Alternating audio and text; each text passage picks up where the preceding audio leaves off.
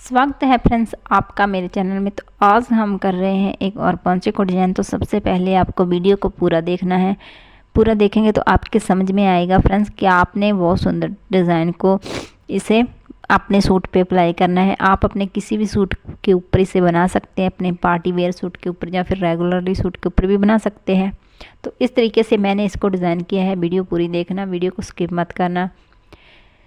और अगर आप चैनल पे नए हैं तो चैनल को सब्सक्राइब जरूर कर लेना, लाइक शेयर एंड कमेंट करके जाना कि हमारा डिज़ाइन आपको कैसा लगा।